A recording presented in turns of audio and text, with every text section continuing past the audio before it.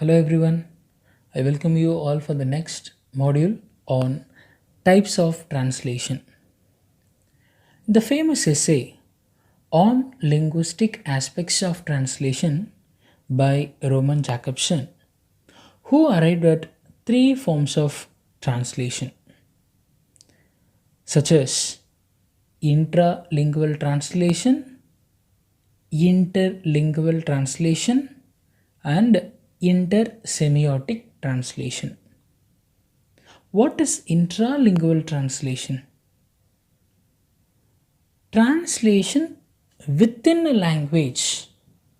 I repeat, translation within a language, which would involve explaining it in words of the same language. What about interlingual translation? This is the second type of translation recommended by Roman Jakobson, that is translation from one language into another, or we could say reinterpretation of the message in another linguistic code. The final form of translation here is known as intersemiotic translation.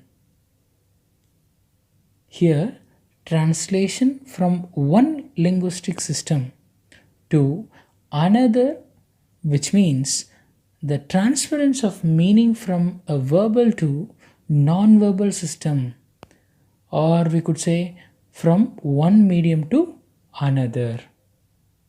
Jacobson, who points out how difficult it is to achieve complete equivalence because the complexity of the codes involved. Even in intralingual translation, we have to make use of combination of code units to interpret meanings. So, even synonyms cannot guarantee full equivalence. So, this becomes complicated when the source language and target language are different, obviously. So, in addition to the difference between two language systems, cultural differences also pose huge barriers to translation activity.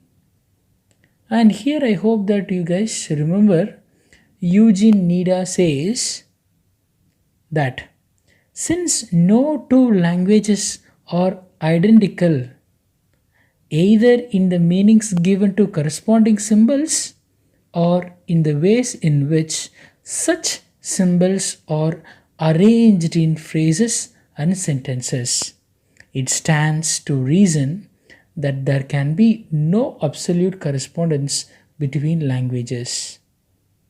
Hence, there can be no fully exact translations. I hope you remember this. There can be no fully exact translations. Thank you.